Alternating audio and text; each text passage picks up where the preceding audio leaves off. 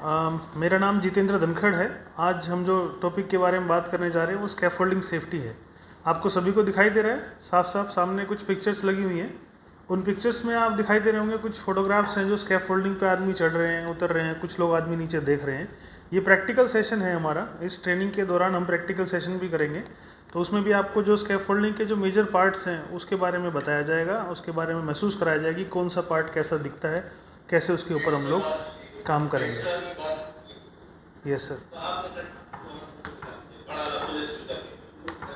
तो ये हमारा जो प्रोग्राम है इसका स्ट्रक्चर ये है। मैं आप सबसे रिक्वेस्ट करना चाहूँगा कि अगर ज़रूरत ना हो तो अपने अपने माइक्स को ऑफ रखें। जब ज़रूरत पड़े किसी क्वेश्चन की तो आप मेरे से पूछ सकते हैं या आप चैट बॉक्स में भी डाल सकते हैं, तो पता लग जाएगा हमको। और स्माइल करते रहिए। Yes sir. Yes, done done done done, बहुत अच्छा रहेगा। और सबने अच्छा टाइम पे आ गए, सब अच्छे से शुरू हो गया प्रोग्राम। तो शुरू करते हैं हम लोग। अपने फ़ोन्स को ज़रा साइलेंट में डाल लीजिएगा। अगर घर पे हैं तो आसपास के जो लोग हैं उनको बोलिएगा थोड़ा दूर रहें, ताकि आप लोग फोकस कर पाएँ इसमें।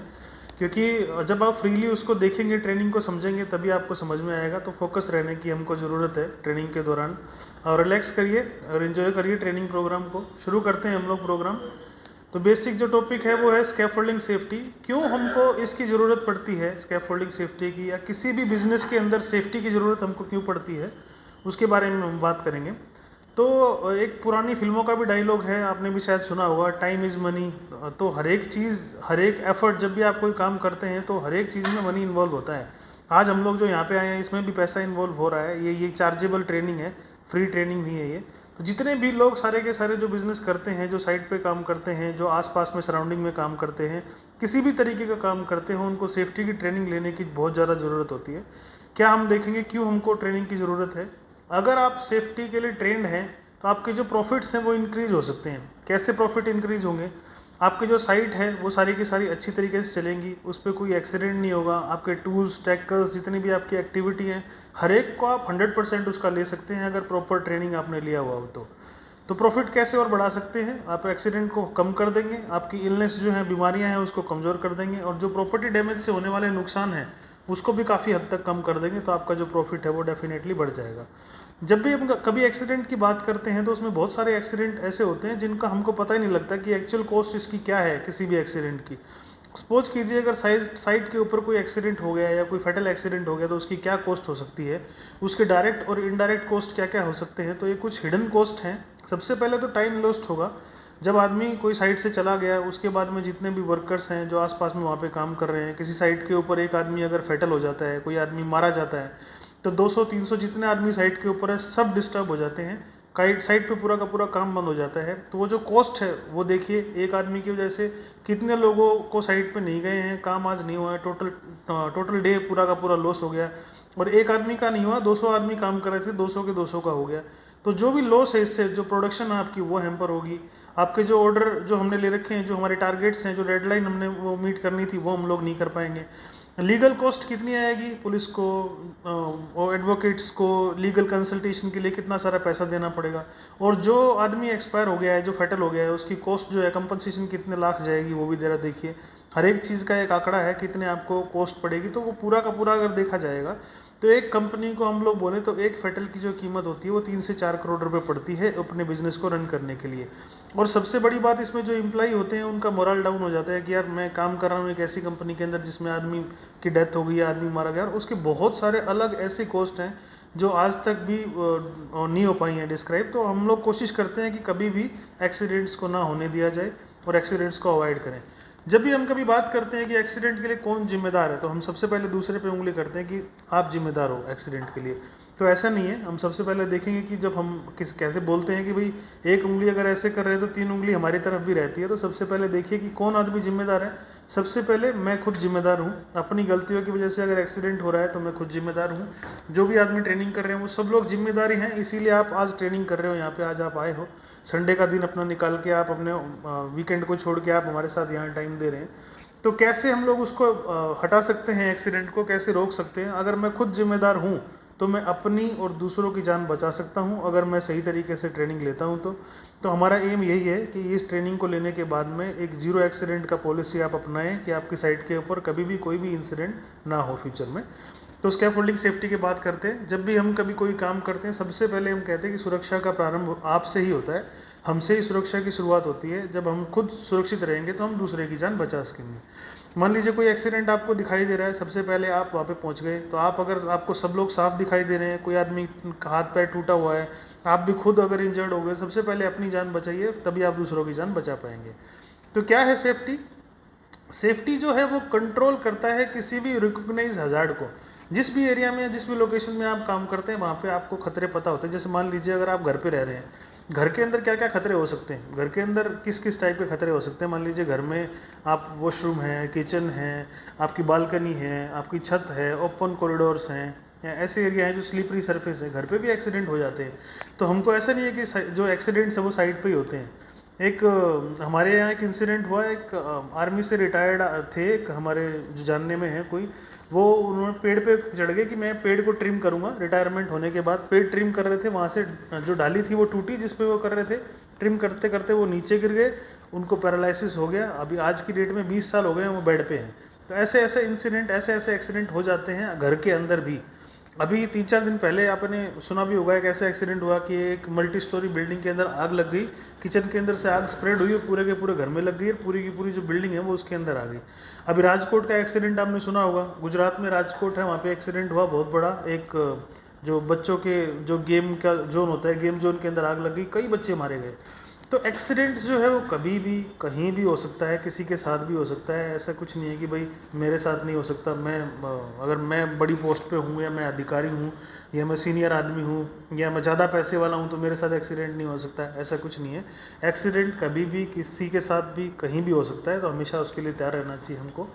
तो स्कैफोल्डिंग की अगर बात करें तो क्या क्या इसके फंक्शंस हैं। जो स्कैफोल्डिंग क्या है, स्कैफोल्डिंग का सिस्टम है, जब भी हम कभी हाइट से ऊपर बढ़ते हैं, हम लोग जब भी कभी ऊपर काम करने जाते हैं, हमको साइड से अपनी हाइट से ज़्यादा अगर जाना है, जैसे मान लीजिए हम बात करें, अगर घर पे भी हमने चिनाई चला रखी है, घर पे भी हमने मैसन का काम शुरू करा रखा है, जहाँ तक हमारा हाथ पहुँचता है वहाँ तक हम लोग नीचे खड़े होकर ग्राउंड पे काम कर सकते हैं। लेकिन जैसे ही हमारा हाथ अप्रोच से बाहर जाता है, हमको स्कैफोल्डिंग की ज़रूरत पड़ती है। अभी मान लीजिए 5 फुट के ऊपर आप काम कर रहे हैं, तो यहाँ तक मेरा हाथ जा रहा है, 6 फुट के ऊपर जाएंगे तो हमको स्कैफोल्डिंग का ज़रूरत पड़ेगा, या कोई टेम्परेरी भाड़े की ज़रूरत पड़ेगी, जिसकी सहायता से मैं किसी भी आदमी को उस प्लेटफॉर्म तक पहुंचा पाऊं, ताकि एक आदमी सेफ रह सके और काम भी कर सके। तो जहाँ पे भी आपको ज़रूरत पड़ रही है, 5 फुट की हाइट के बाद आपको हमेशा ज़रूरत पड़ती है कि आपको स्कैफोल्डिंग लगाओ, या फिर अंडरग्राउंड जो एरिया है, जो ज़मीन के नीचे हैं, वहाँ पे भी आप 5 फुट से ऊपर जाते हो, वहाँ पे भी आपको ज़रूरत पड़ेगी। तो स्कैफोल्डिंग सिस्टम जो है वो सपोर्ट करता है किसके लिए? जितने भी आपके वर्कर्स हैं उनको इजीली काम करने के लिए, अपने जो भी टूल्स टैकल्स हैं उनको रखने के लिए, जो काम में आने वाली चीज़ें हैं टूल्स टैकल्स के साथ, जो मशीनरीज हैं, जो इक्विपमेंट है, उनको रखने के लिए। किस तरीके से आप समझेंगे, अगर आप सही तरीके से सेफ्टी के साथ सेफ्टी के प्रोसीजर फॉलो करते हैं, तो आपको स्कैफोल्डिंग इरेक्शन के दौरान कोई भी इंसिडेंट या कोई भी हजार्ड, आपके साथ कोई भी इंसिडेंट या एक्सीडेंट नहीं होगा। तो आपको ये देखना है कि स्कैफोल्डिंग के अंदर आप क्या क्या देख सकते हैं। क्यों आपको स्कैफोल्डिंग लगता है कि भाई डेंजरस है? क्यों आपको लगता है? क्योंकि इसके अंदर ऐसा बोला जाता है कि भाई 2.3 मिलियन वर्कर हैं जो कि स्कैफोल्डिंग के अंदर काम करते हैं, स्कैफोल्डिंग के आसपास या स्कैफोल्डिंग के साथ में काम करते हैं। और बोला जाता है कि 80 जो लोग हैं हमेशा मारे जाते हैं, हर दिन मारे जाते हैं। इस तरीके से फटल एक्सीडेंट जो है वो ये बताता है।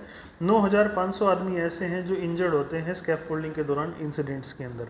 तो हम लोग साइड पे काम करते हुए एक्सीडेंट्स ना हो हमारे साथ में, उसी के लिए आज हम लोग बैठे हैं। कैसे हम लोग जानेंगे भाई क्यों, कहाँ कहाँ फटल हो सकता है? फटल अगर हम काम करें हाइट के बारे में तो कहाँ कहाँ हो सकता है, तो उसके में हमने एक चार्ट दिया है। आप चार्ट देख रहे होंगे, तो यहाँ पे आपको चार्ट में दिखाई दे रही होंगी, ये पूरा का पूरा बहुत बड़ा एरिया है। मैं इसका पॉइंटर जो है वो चेंज कर देता हूँ ताकि आपको समझ में आए। ये देखिए 37% जो एरिया वो रूफ़ का है।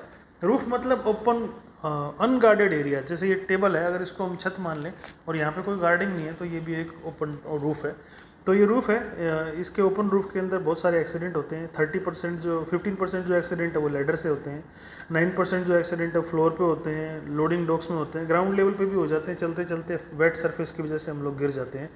स्कैफोल्डिंग के ऊपर ज़्यादा देखे होंगे तो आप बहुत ज़्यादा जो इंसिडेंट है वो रूफ़ पे और स्कैफोल्डिंग पे ज़्यादा से ज़्यादा हो जाते हैं, या फिर हम किसी स्ट्रक्चर स्टील पे काम कर रहे हैं या किसी मूविंग व्हीकल की चपेट में आने की वजह से फॉलिंग के इंसिडेंट हो जाते हैं। तो ये आपको देखना है कि स्कैफोल्डिंग के अंदर क्या क्या एक्सीडेंट हो सकते हैं।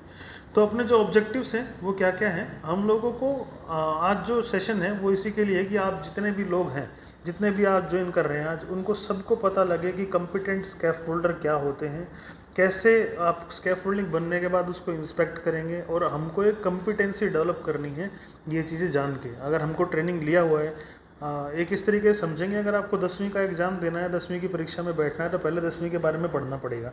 इसी तरीके से जब हम स्कैफोल्डिंग के बारे में जानेंगे तभी हम लोग उसका एग्ज़ाम दे पाएंगे, उसको इंस्पेक्ट कर पाएंगे, अगर हम उसके बारे में जानते हैं तो स्कैफोल्डिंग की स्ट्रेंथ हमको पता लगेगी, कहाँ से उसको कैसे देखना है, सेफली उसके साथ कैसे काम कर सकते हैं, और इंजरीज और इलनेस के रेशियो को, उनके रेट्स को कैसे कम किया जा सकता है, वो हम लोग देखेंगे।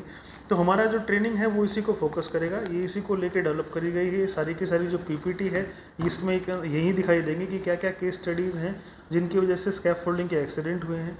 स्कैफोल्डिंग की सेफ्टी कुछ वीडियो, कुछ इंसिडेंट दिखाएंगे, एक दो छोटे छोटे। हम ये पता करेंगे कि स्कैफोल्डिंग के अंदर किस तरह का हजार्ड हो सकता है, अगर हम लोग ध्यान ना दें तो हम लोग कंट्रोल करने की कोशिश करेंगे स्कैफोल्डिंग के हजार्ड्स को। उसके बाद जो फंक्शनल जो ट्रेनिंग है वो देखेंगे, हम लोग ऑन साइट और ऑफ साइट दोनों ट्रेनिंग करवाने की आपको कोशिश करेंगे। और जो स्कैफोल्डिंग का इंस्पेक्शन है वो कैसे करना है उसको भी हम लोग देखेंगे, और इरेक्शन जो है कैसे करना है, स्कैफोल्डिंग बनाना कैसे है वो भी हम लोग जानेंगे। तो मान लीजिए ये आप ही हैं, जो हम ये भाई एक आदमी है जो साइट के ऊपर नया गया है, वो आज साइट के ऊपर क्या क्या कर सकता है, और एक जो आदमी नया है और एक कॉम्पिटेंट आदमी, उसमें क्या फ़र्क है। मान लीजिए मैं एक गाड़ी ड्राइव कर रहा हूँ और मेरे को गाड़ी चलानी नहीं आती है, मेरे को किसी ने आज ही पहला दिन है गाड़ी के सीट के ऊपर बैठा दिया है, मेरे को पता नहीं है गियर सिस्टम क्या है, क्लच क्या है, एक्सीलरेटर कौन सा है, स्पीडोमीटर क्या बोलता है, आगे सामने के शीशों की क्या रिक्वायरमेंट है, पीछे के शीशों की क्या, ऊपर वाले शीशे की क्या रिक्वायरमेंट है, मेरे को पता ही नहीं है। लेकिन वहीं एक कॉम्पिटेंट ड्राइवर की बात करेंगे तो उसको सारी चीज़ों का पता है, कौन सा क्लच है, कौन सा ब्रेक है, कौन सा एक्सीलरेटर है, कहाँ पे साइड जो मिरर्स हैं उनमें क्या दिखाई देगा, पीछे के मिरर में क्या दिखाई देगा। सिर्फ कॉम्पिटेंसी का ही फ़र्क है। जिसने कॉम्पिटेंसी जान ली, जिसने काम को जान लिया, वो आदमी एक्सीडेंट से अपनी साइड को फ्री रख सकता है। तो अगर हम स्कैफोल्डिंग की बात करें तो हम इंस्पेक्ट करेंगे पहले स्कैफोल्डिंग को। जब भी कभी हम स्कैफोल्डिंग को बनाने जाएंगे तो हम स्कैफोल्डिंग के बारे में जानेंगे कि भाई जितने भी आपके स्कैफोल्डिंग के पार्ट्स हैं, आप एक जो इक्विपमेंट लगाने वाले हैं वो कैसे हैं, स्ट्रेट हैं, टिल्टेड हैं, बेंड हो रखे हैं, तो उनकी फिजिबिलिटी चेक करेंगे कि अगर कोई ऐसी चीज़ तो नहीं है किसी के डैमेज होने की वजह से, रस्टेड होने की वजह से वो गिर जाए या टूट जाए, तो वो देखेंगे। उसको इवेलुएट करेंगे कि जो उसके कनेक्शन हमने लगाए हैं उसकी सपोर्ट कैसी है, वो स्ट्रेंथन है अच्छी तरीके से कि नहीं है, और उसको प्रिवेंट किया जा सकता है एक्सीडेंट से अगर हम उसको लोड देंगे तो। जितने भी हमारे स्ट्रक्चर्स हैं उनकी साउंडनेस देखेंगे कि भाई वो कैसे हैं, उनके कंपाउंड जो है, कंपोनेंट्स जो है वो कैसे हैं, कौन से मैन्युफैक्चरर ने बना रखा है। क्योंकि जब भी हम कोई बात करते हैं किसी भी इक्विपमेंट को लाने की, तो हम बात करते हैं कि भाई आप कोई भी चीज़ या टूल यूज़ करें तो ISI मार्क का होना चाहिए। एक सिंपल स्टैंडर्ड है वो कि हाँ भाई आपने ISI मार्क का यूज़ किया है तो आपके जो पार्ट्स हैं, आपके जो इक्विपमेंट्स हैं वो सेफ़ है। आपके जितने भी इरेक्टर्स हैं या जितने भी डिसमेंटल करने वाले हैं, जो बनाएंगे या जो बाद में स्कैफोल्डिंग को डिसमेंटल करेंगे, उनको सबको आपके जो खतरे हैं साइट के ऊपर उनकी पहचान होनी ज़रूरी है। तो उसके लिए हम क्या क्या देखेंगे, कौन कौन से खतरे हो सकते हैं। कभी भी बोलते हैं भाई कोई भी खतरा होता है तो इस तरीके से बोला जाता है, अगर आप सही जा रहे हैं, सामने से अगर कोई बस निकल गई आपके पास से तो एक नियर मिस है, बस ने हिट कर दिया तो एक इंसिडेंट है। उस नियर मिस और एक्सीडेंट को हम थोड़ा सा डिटेल में जानने की कोशिश करेंगे। नियर मिस क्या है, आपको ये पिक्चर दिखाई दे रही होगी, यहाँ पे एक आदमी जा रहा था, इसके पीछे एक सामान गिर गया, ये नियर मिस है। यहाँ पे एक आदमी जा रहा था, इसके आगे एक सामान गिर गया, ये एक नियर मिस है। यहाँ पे एक देखेंगे, एक आदमी जो है वो मिसाइल को लोड कर रखा है इसने, और ये फोर्कलिफ्ट से आगे जा रहे हैं, मिसाइल जो है फोर्कलिफ्ट के साथ नीचे गिर गया, लेकिन अगर ये फटता तो बड़ा एक्सीडेंट हो सकता था। तो इसको हम लोग बोलते हैं डेंजरस अकरेंस। ऊपर वाला जो है नियर मिस है, जहाँ पे सामान तो गिरा लेकिन कोई दुर्घटना नहीं हुई, और दुर्घटना होती तो छोटी मोटी होती, भाई चोट लग जाती है आपके हाथ में, पैर में, सिर में। लेकिन यहाँ पे जब बात करेंगे डेंजरस अकरेंस की, तो मिसाइल जो गिरा है अगर वो कहीं से ट्रिगर हो जाता तो लाखों लोगों की जान जा सकती थी। तो ये हम लोग फ़र्क जानते हैं कि भाई ये एक नियर मिस है, ये एक इंसिडेंट है। तो नियर मिस जो है, जितने भी साइट पे नियर मिस होते हैं उनको हमको रिपोर्ट करना होता है अपनी मैनेजमेंट को। जितने भी आपके सीनियर अधिकारी हैं उनको बोलिए कि सर मेरी साइट पे ऐसा ऐसा इंसिडेंट हो गया था, आज सुबह या आज दोपहर में या आज शाम को मैंने ऐसे ऐसे काम किया, उस पर एक्शन लिया, उसका एक रिपोर्ट बनाइए पूरा। और जितने भी कल आप नेक्स्ट डे काम कर रहे हैं TBT में उनको ज़रूर बताइए कि भाई हाँ सर मेरी साइट पे ये इंसिडेंट हुआ था, आपके यहाँ ना हो इसलिए आपको बता रहा हूँ मैं ये चीज़ें। नियर मिस जो बोला जाता है कि भाई अगर किसी साइट के ऊपर पर्टिकुलरली 10 सेम तरीके के नियर मिस हो रहे हैं तो वहाँ पे एक फैटल होना ज़रूरी है। एक फैटल होगा ही होगा, एक मेजर एक्सीडेंट ज़रूर होगा अगर सेम सिचुएशन रहती हैं तो। इसीलिए बोला जाता है जितने भी नियर मिस हैं उनको रिकॉर्ड करो, उनको रिपोर्ट करो और उनके ऊपर एक्शन लो कि भाई वो डेंजरस अकरेंस में ना कन्वर्ट हो। तो डेंजरस अकरेंस क्या है? डेंजरस अकरेंस जैसे हमने बताया, मिसाइल जो है अगर गिर जाता, ट्रिगर हो जाता तो लाखों लोग मारे जाते। तो इसके कुछ एग्जांपल्स हैं, जैसे स्कैफोल्डिंग का कोलैप्स हो जाना या व्हीकल्स के ब्रेक फेल हो जाना, ये एक तरीके के डेंजरस अकरेंस है। तो हजार्ड क्या है? अब हजार्ड के बारे में बात करेंगे। कोई भी एनर्जी का सोर्स, कोई मूविंग इक्विपमेंट, कोई इलेक्ट्रिकल ऑब्जेक्ट्स जिसमें इलेक्ट्रिकल की करंट सप्लाई पास हो सकती है, तो वो आ जाएगा हजार्ड के अंदर। कोई भी ऐसा सब्सटेंस जो कि हजार्डस है, केमिकल है, ऐसा जो है कि टॉक्सिक है, अगर आपके नाक आँख कान में चला जाएगा तो आपको दिक्कत हो सकता है। कोई भी लिफ्टिंग इक्विपमेंट या फिर मूविंग ऑपरेशनल जो मूविंग जो व्हीकल है जिसके चपेट में आने की वजह से आदमी मारा जाए, या ऐसा रोटेटिंग पार्ट जिसके अंदर आपने लूज कोई क्लोथिंग पहन रखी हो वो आ जाए, वो सारे के सारे हजार्ड्स हैं यहाँ पे।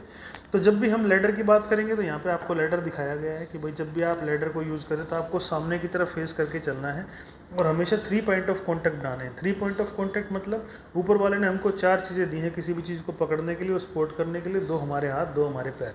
तो जब भी हम कभी सीढ़ी पे चढ़ेंगे तो हमको 3 ऑब्जेक्ट जरूरी होने चाहिए। इसको बोलते हैं 3 हैंड रूल, या आप 3 पॉइंट ऑफ कॉन्टैक्ट आप बोल सकते हैं। 2 हैंड हो गए, आपका 1 लेग हो गया, दोनों आप हाथ, 1 पैर, आपका एक ही चीज़ आपका हवा में होगा। जैसे आप ऐसे चलेंगे, एक चीज़ को पकड़ेंगे, आपका एक हवा में होगा, तो हमेशा 3 पॉइंट ऑफ कॉन्टैक्ट आपको बन जाएगा।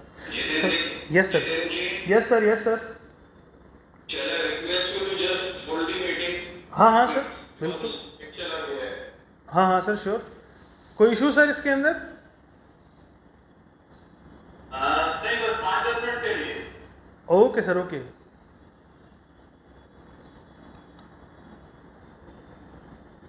तो दोबारा से ज्वाइन करते हैं हम लोग सर।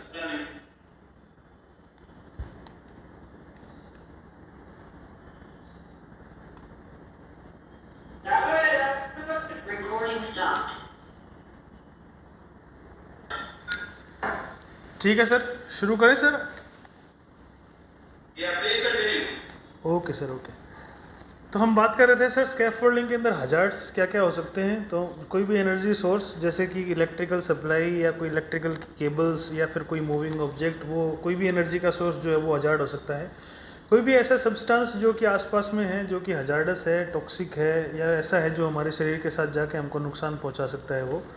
कोई भी मूविंग ऑब्जेक्ट जो कि लिफ्टिंग इक्विपमेंट है वो। और जब हम लैडर का प्रयोग करते हैं तो वो भी इसलिए हम लोग बोलते हैं लैडर के ऊपर हमेशा 3 पॉइंट ऑफ कॉन्टैक्ट आप बना के रखें। 3 पॉइंट ऑफ कॉन्टैक्ट में हम दोनों हाथ और दोनों पैरों का यूज़ करेंगे। जब भी हम चढ़ेंगे या उतरेंगे तो सामने ही मुंह करके हमको चढ़ना है और उतरना है। कई बार हम लोग गलती क्या करते हैं, सामने मुंह करके चढ़ते हैं, लेकिन जब उतरते हैं तो इस तरफ मुंह कर लेते हैं हमारी साइड में, तो वो गिरने के पूरे चांसेस रहते हैं। उसमें 3 पॉइंट ऑफ कॉन्टैक्ट हम लोग नहीं मेंटेन कर पाते हैं। तो जब भी बोला जाता है तो आप ऐसे करके 3 पॉइंट ऑफ कॉन्टैक्ट बनाने हैं। और बोला जाता है कि लैडर का जो टॉप का जो सरफेस है, जब आप चढ़ रहे हैं तो सबसे टॉप पे आप कभी भी ना खड़े हों, वहाँ से आप गिर सकते हैं, फॉल एक्सीडेंट हो सकता है। तो ये हमारा इसका हो गया कि हमारे क्या क्या वो हो सकते हैं।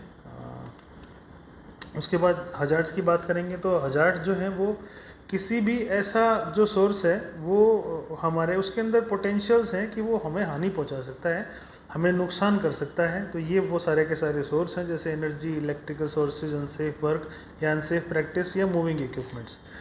तो हम लोग बात करेंगे भाई क्यों हमको इसके बारे में जानने की ज़रूरत है। तो हमको सबसे पहले देखा जाएगा कि हजार्ड आइडेंटिफिकेशन कैसे आप करते हो। अभी आपको पता लग गया कि हजार्ड्स कौन कौन से हैं, मतलब खतरे कौन कौन से आपके साइड पे हो सकते हैं, कौन कौन सी ऐसी सिचुएशन हो सकती है कि जहाँ पे आपको दुर्घटना हो जाए या किसी को चोट लग जाए। उस टर्म में किसी भी आदमी को चोट लग जाए या कोई भी आदमी गंभीर तौर से बीमार हो जाए, इन दोनों का जो कॉम्बिनेशन है उन्हीं को हम लोग हजार्ड बोलते हैं।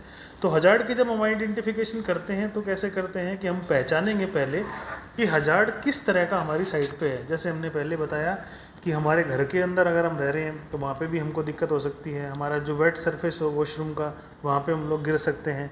हम लोग क्या करते हैं, जब भी हम लोग कभी घर पे रहते हैं तो हमेशा वॉशरूम में वही वाली चप्पल रहेगी जो नीचे से घिस गई हो, जिसको हम लोग बाहर नहीं पहन सकते।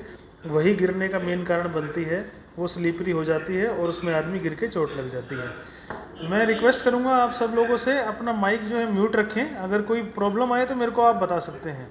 अभी भी बहुत जो बैकग्राउंड म्यूजिक बहुत आ रहा है आप लोगों की तरफ से, तो एक बार ज़रा देख लीजिए।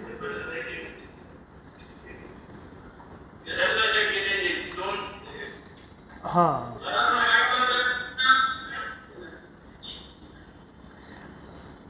मैंने म्यूट किया है अभी।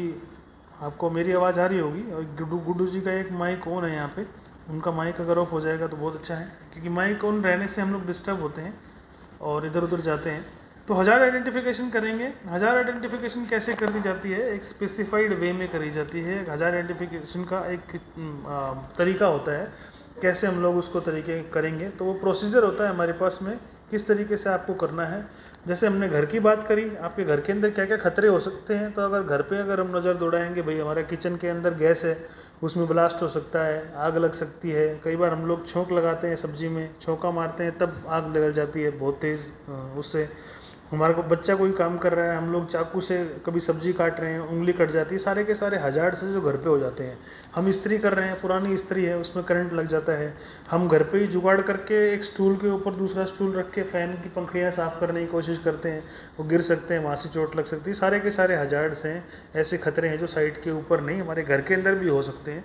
जैसे हमने पुराना एक एग्जाम्पल दिया था कि एक आदमी रिटायर्ड थे, उन्होंने पेड़ काटने की कोशिश करी, वो गिर गए और कोमा में चले गए। तो ऐसे ऐसे बहुत सारे एक्सीडेंट ऐसे होते हैं जो कि ना चाहते हुए घर पे भी हो जाते हैं। स्कैफोल्डिंग के अंदर हमको क्या क्या चीज़ें देखनी है? जैसे हमने पहले बात करी, स्कैफोल्डिंग जो है एक टेम्परेरी रास्ता है आपको ज़मीन से ऊपर काम करवाने का। मान लीजिए जब हमने पहले बोला था कि जहाँ पे आप खड़े हो वहाँ से 5 फुट की हाइट तक आप काम कर सकते हो, जहाँ तक आपका हाथ जा रहा है। जहाँ पे आपका हाथ जाना बंद हो गया वहीं पे आपको स्कैफोल्डिंग की ज़रूरत पड़ती है। तो सस्पेंडेड जो है स्कैफोल्डिंग के तरीके हैं, ये स्पोर्टेड स्कैफोल्डिंग हो सकता है, सस्पेंडेड स्कैफोल्डिंग हो सकता है। ये 2 तरीके के जो स्कैफोल्डिंग है वो हमारे सामने हैं। मैं उनकी कुछ फोटोग्राफ्स दिखा के आपको और समझाऊंगा कैसे आप उसको यूज़ कर सकते हैं। जितने भी हमारे एम्प्लॉयज़ हैं वो स्पोर्टिंग जो है उनको ज़रूरी है कि भाई ये सारे के सारे जितने स्कैफोल्डिंग उनके बारे में समझें, उनके मटेरियल की उनको परख हो, और जो यूजुअली जो हैं वो किस तरीके के दिखते हैं, वो पाइप किस तरीके की होती है, वो ट्यूब किस तरीके की होती है, वो हम आपको दिखाने जा रहे हैं। तो ये स्कैफोल्डिंग है, आप देखेंगे तो जो इसमें बोला कि भाई कौन कौन से स्कैफोल्डिंग के टाइप हैं। तो सबसे पहले यहाँ देखेंगे स्टील स्कैफोल्डिंग है, फिर ट्रेसल स्कैफोल्डिंग है, फिर पेटेंटेड स्कैफोल्डिंग है। पेटेंटेड स्कैफोल्डिंग का मतलब एक खांचा है, भाई आपको पता है कि 3 मीटर की हाइट पे ही काम करना है, तो 3 मीटर का ही आपने पेटेंटेड स्कैफोल्डिंग बना दिया। सस्पेंडेड स्कैफोल्डिंग है। सस्पेंडेड स्कैफोल्डिंग कहाँ पे काम आते हैं? जहाँ पे कि आपको ऊंचाई पे ऐसी जगह काम करना हो, जैसे कि आपकी बिल्डिंग के बाहर ये पेंटर होते हैं, या शीशा साफ़ करने वाले होते हैं, क्लीनिंग वाले होते हैं, हाउसकीपिंग वाले होते हैं, उनके लिए सस्पेंडेड स्कैफोल्डिंग का प्रयोग किया जाता है, वो लोग करते हैं इसको। कैंटिलीवर जो होता है वो भी सस्पेंडेड के जैसे होता है, लेकिन इसमें हम लोग क्या करते हैं, पीछे से सपोर्ट बना के आगे कैंटिलीवर निकाल लेते हैं। जैसे घर के अंदर छज्जा निकाल देते हैं, छतों में हम लोग जो छज्जा निकालते हैं उसी तरीके से कैंटिलीवर स्कैफोल्डिंग बनाया जाता है। जो चीज़ आपकी अप्रोच में नहीं है उसको अप्रोच में लाने के लिए आपको स्कैफोल्डिंग का, इस तरीके का स्कैफोल्डिंग आप यूज़ करते हैं। उसके बाद सिंगल स्कैफोल्डिंग होते हैं, जो कि एक ही तरीके का होता है। उसमें सिंगल जो है जहाँ तक कि आप जा सकते हैं बिना किसी सपोर्ट के, आपको उसका यूज़ हो जाता है। उसके बाद डबल स्कैफोल्डिंग होती है, जहाँ पर डबल ब्रेसिंग होती हैं। और उसके बाद क्विक स्टेज है। वो जो क्विक स्टेज स्कैफोल्डिंग है, इसमें मल्टीपल टाइप के स्कैफोल्डिंग के पाइप्स होते हैं, मैं आपको दिखाऊंगा। अगर आप देखेंगे तो जो हमें कई कंपनियां हैं, अलग अलग कंपनियों के अलग अलग स्कैफोल्डिंग हैं। यहाँ पे आप देखेंगे कंपनी, ये स्टील कोल है। यहाँ पे हम देखेंगे तो ये स्ट्रॉन्ग होल्ड हायर है। इसमें इनके पास में गैल्वेनाइज स्टील्स हैं। जो क्विक स्टेज हैं उसमें कई सारे वो रहते हैं, किसी भी डायरेक्शन में जाके आप स्कैफोल्डिंग बना सकते हैं। एल्यूमिनियम के मॉड्यूलर स्कैफोल्डिंग है, स्टील कपलॉक के स्कैफोल्डिंग है, या स्टील ट्यूब और कपलॉक के स्कैफोल्डिंग है। तो ये 4 तरीके के स्कैफोल्डिंग है। अगर जनरली हम लोग देखें तो हमारे पास में इतनी टाइप के स्कैफोल्डिंग होते हैं। ये 3 जो मेन टाइप है स्कैफोल्डिंग के आपके सामने होते हैं। नंबर 1 स्पोर्टेड स्कैफोल्डिंग, जो किसी भी तरीके का स्कैफोल्डिंग है, जो कि स्कैफोल्डिंग को सपोर्ट हमने लिया हुआ है आसपास की दीवार से, आसपास के कॉलम से, किसी बीम से, या किसी बल्ली को लगा के, या किसी पेड़ के सहारे से, जितनी भी जो सहायता के साथ जो खड़े हुए हैं स्कैफोल्डिंग, वो आपके स्पोर्टेड स्कैफोल्डिंग में आते हैं। जैसे आपको घर पे अगर आप काम करते हैं, हम लोग जब चिनाई चालू करते हैं तो बम्बू लगा लेते हैं, बम्बू या बल्ली का प्रयोग करते हैं, वो भी एक तरीके का स्पोर्टेड स्कैफोल्डिंग है। लेकिन जब हम कंस्ट्रक्शन साइट पर जाते हैं तो हम लोगों को स्पोर्टेड स्कैफोल्डिंग बल्ली जो बैम्बू वाला होता है वो यूज़ नहीं करने देते हैं, इसलिए हमको स्कैफोल्डिंग जो लोहे वाला है उसको यूज़ करना पड़ता है।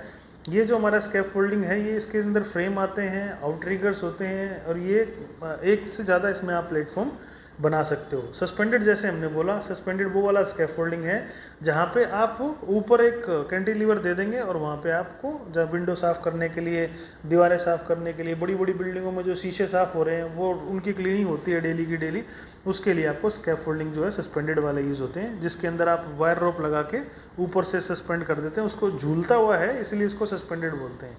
हिंडोला, इसको भी हिंडोला भी बोल सकते हैं इसको। और उसके बाद अलग जितने भी तरीके के हैं वो तीसरे में इसने डाल दिए हैं भाई। जितने भी आपके जो मैन लिफ्ट हैं, होइस्ट्स हैं, आप जो भी मोस्ट कॉमनली आप यूज़ करते हैं मशीनरी के साथ या लिफ्ट के साथ या स्कैफोल्डिंग के साथ, वो तीसरे टाइप में आ गए। तो जनरली 3 टाइप के स्कैफोल्डिंग है, सपोर्टेड स्कैफोल्डिंग, सस्पेंडेड स्कैफोल्डिंग, आप अदर स्कैफोल्डिंग में मोबाइल स्कैफोल्डिंग भी आपको उसी में आ जाएगा।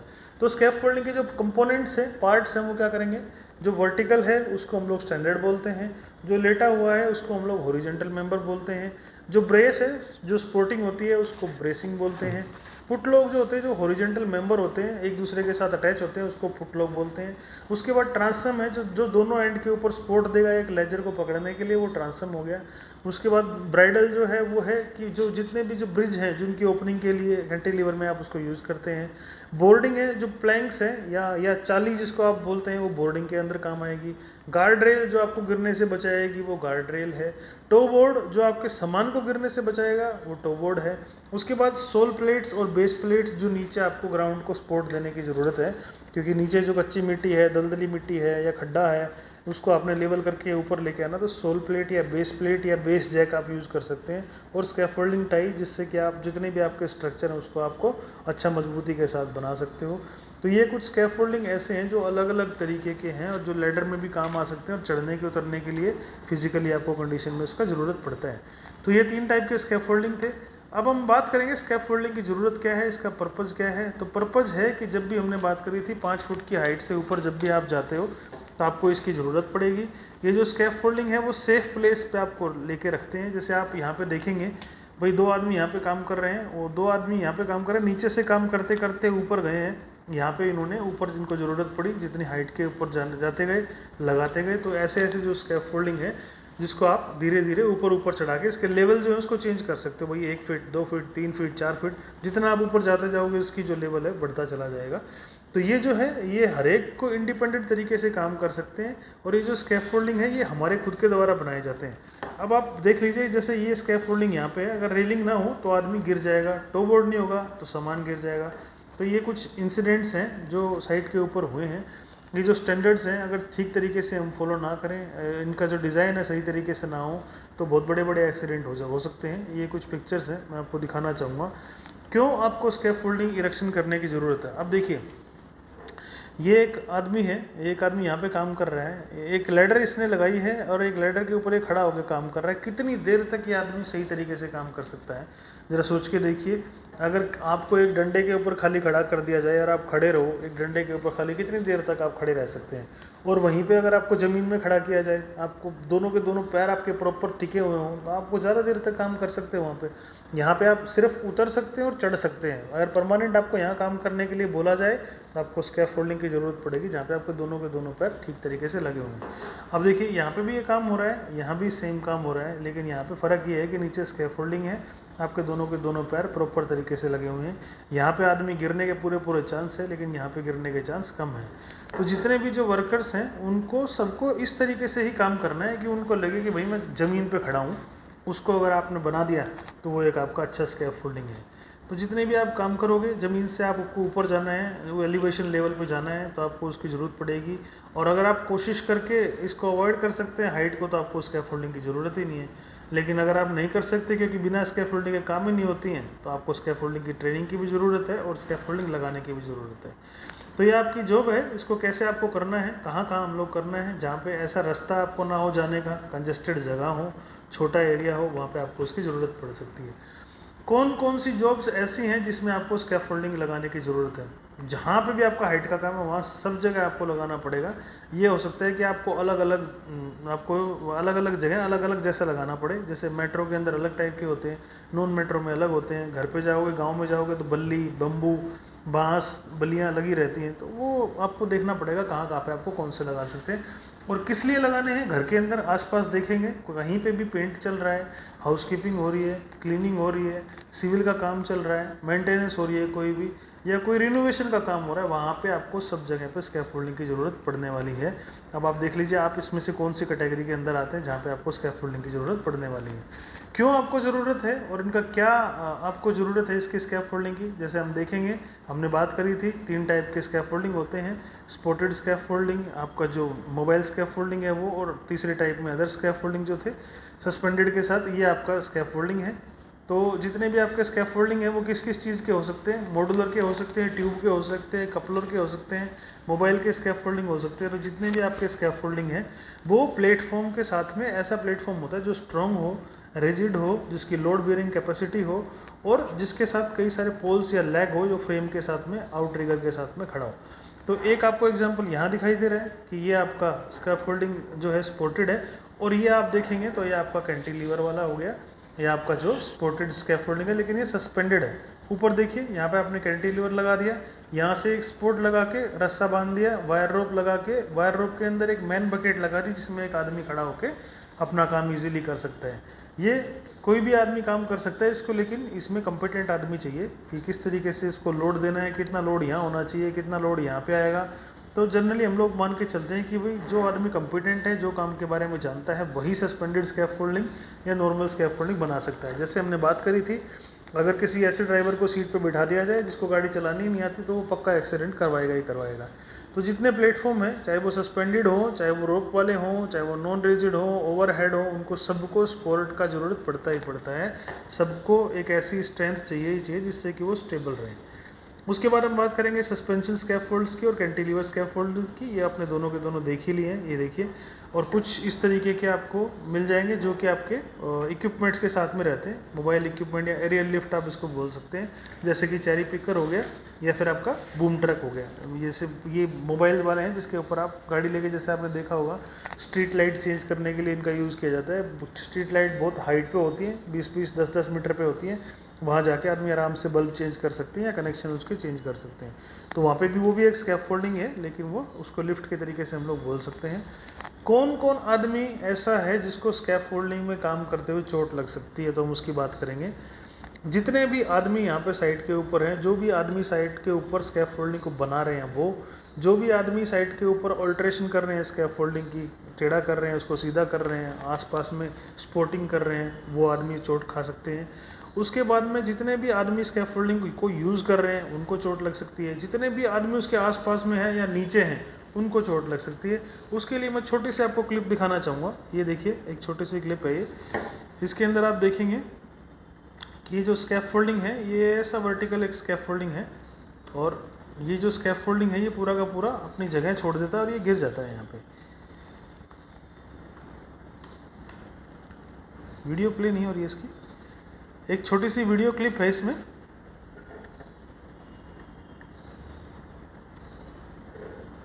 तो ये एक वीडियो क्लिप है जिसमें कि ये दिखा रहा है कि भाई स्कैफोल्डिंग जो है, इसकी तरह बाकी स्कैफोल्डिंग यहाँ लगे हुए थे और ये किसी कारण से नीचे गिर गया।